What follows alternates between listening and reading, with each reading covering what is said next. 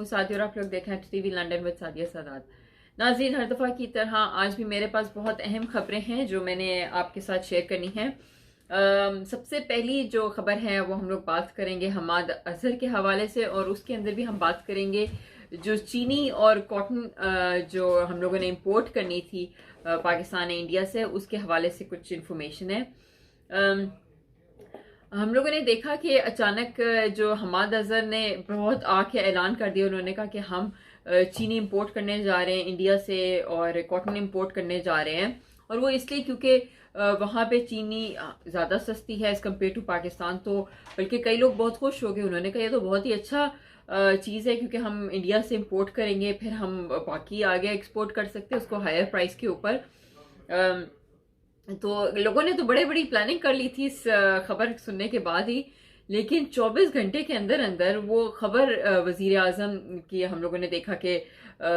एक इजलास में उन्होंने कहा कि नहीं, ये ऐसा कुछ नहीं होने जा रहा और ऐसा हम लोग बिल्कुल नहीं करेंगे, इंडिया के साथ कोई ट्रेड नहीं कर रहे हैं कॉटन और चीनी के हवाले से।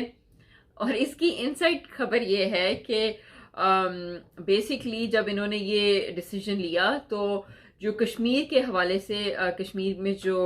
क़यादत थी, और उन्होंने कहा कि ये क्या आपने डिसीजन ले लिया, इस तरह तो हम आने वाला इलेक्शन पीटीआई जो है वो बहुत बुरे तरीके से हार जाएगी कश्मीर के अंदर, तो इसके ऊपर जल्द अज जल्द नजरसानी की जाए। तो जैसे ही वजीर आजम ने ये देखा तो उन्होंने हमाद अजहर को बुलाया, उन्होंने कहा ये तुम्हें किसने ये कहा ये सब कुछ करने के लिए, ये बयान तुमने कैसे दे दिया। तो हम इस पे हमाद अजहर ने कहा कि वजीर आजम साहब ये आप ही ने तो मुझे हुक्म दिया था करने के लिए। तो अब मतलब ये बात थी असल जो कि उन्होंने क्यों वापस उनको ये लेना पड़ा, वो इस वजह से क्योंकि कश्मीर की तरफ से उनको ये सुनने को मिला कि कश्मीर वालों ने कहा कि पीटीआई की हुकूमत के लिए ये बहुत बुरी चीज़ हो जाएगी, और काफ़ी ज़्यादा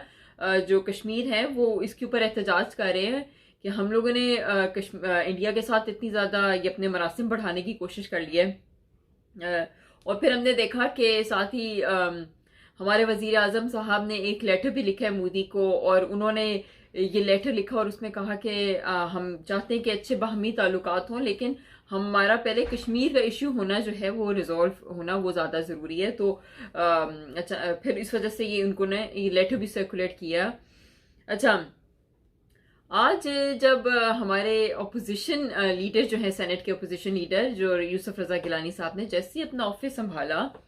तो उसके बाद लोग उनके पास गए, सहाफ़ी उन्होंने इंटरव्यू किया, उन्होंने पूछा कि जी अब आपकी क्या आगे हिकमत अमली है। तो जिसके ऊपर यूसुफ रजा गिलानी साहब ने कहा बहुत मासूमाना अंदाज में, उन्होंने कहा कि हमारी पॉलिसी यही है कि हम हुकूमत की भरपूर साथ देंगे, वो जो चाहेंगे हम उनका हर मौके पे साथ देंगे। ये बहुत ही मानी खेज बात की है इन्होंने, क्योंकि ये हमें ये चीज़ इस तरफ इशारा करती है कि हुकूमत जो भी पॉलिसीज़ बनाना चाह रही है या जो भी अमेंडमेंट्स चाह रही है, जो भी बिल पास कराना चाह रही है, उसके अंदर पीपल्स पार्टी उनका भरपूर साथ देगी। और वो जो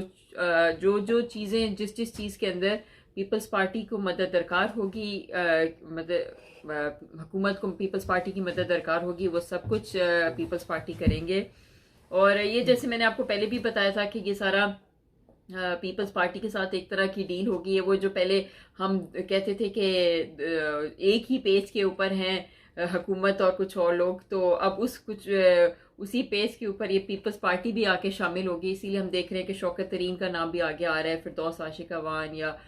खुसरो बख्तियार, ये जो सारे पहले पीपल्स पार्टी के लोग होते थे वही अब हुकूमत के अंदर रह रहे हैं, और उन्हीं के साथ अब दोबारा हुकूमत चलाई जा रही है। ये सिर्फ हम जो रद्दोबदल देख रहे हैं, लेकिन बाकी सारी पॉलिसीज और सारा प्रोसीजर वो उसी तरह जैसे हमेशा चलता आ रहा था, जैसे हर हुकूमत ने चलाया वैसे ही अब भी चल रहा है, और वैसे ही लगता है कि आइंदा भी चलता रहेगा अगर कोई बहुत बड़े लेवल के ऊपर चेंजेस ना लाई गई तो। अच्छा, जो एक और खबर मैंने आपको बतानी है जो बहुत इम्पोर्टेंट है वो है कि मेरी आज रिसेंटली एक बात हुई है नून लीग की क़यादत के अंदर बहुत हाई लेवल पे, और उन्होंने उनसे मेरी गुफ्तगू में उन्होंने ये मुझे बताया कि वो जो हमारी पीडीएम की जो तहरीक थी, एक वो थी कि हम लोगों ने हुकूमत हटाओ इत्तेहाद किया हुआ था, लेकिन अब वो बहुत ही जल्द इंतखाबी जो है वो इत्तेहाद बन जाएगा।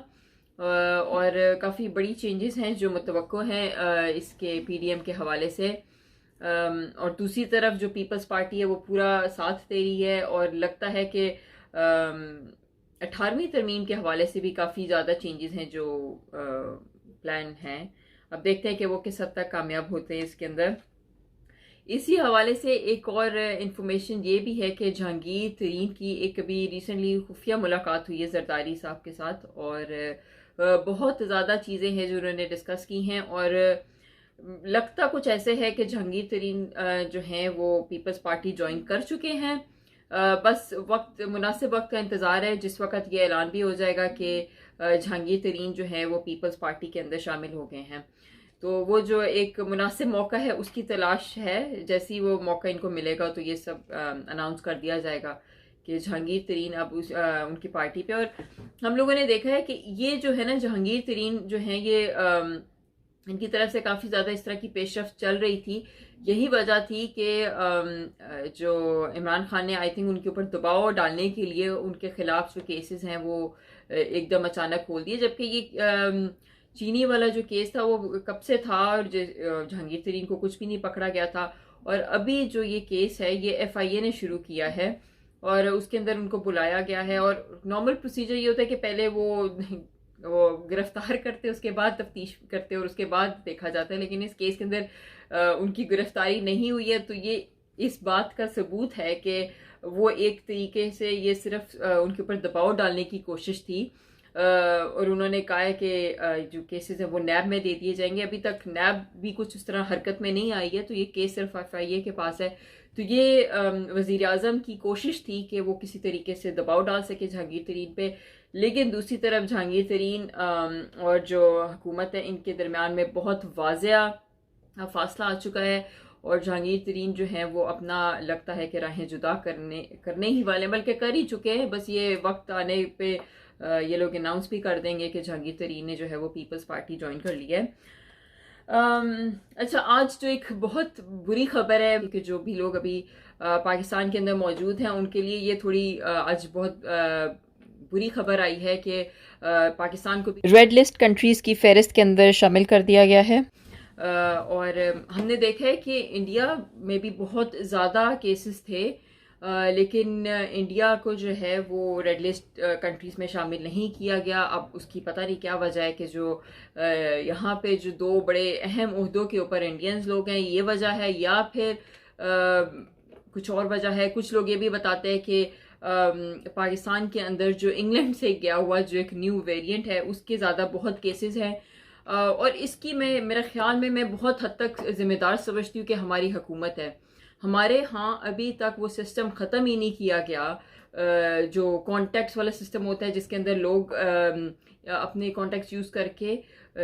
जो सिस्टम जो एक वैसे ही इतना नकारा किस्म का सिस्टम है, और अगर उसके ऊपर भी लोग जो हैं उसको बाईपास कर लेते हैं और एंटर हो जाते हैं पाकिस्तान के अंदर विदाउट एनी टेस्टिंग, जो कि इट्सेल्फ एक बहुत ख़तरा हुआ है। और अब देखा है हमने इसी वजह से कि काफ़ी लोग जो यूके से यहाँ से गए हैं उन्होंने एयरपोर्ट के ऊपर टेस्ट नहीं करवाए और बाईपास करवाया है सिस्टम को, क्योंकि हमारे यहाँ अनफॉर्चुनेटली ये सिस्टम बहुत ज़्यादा है कि आपकी कुछ रिश्तेदारियाँ आप प्रोटोकॉल लगवा लें और आपको इन सारी चीज़ों से बरी हो जाते हैं।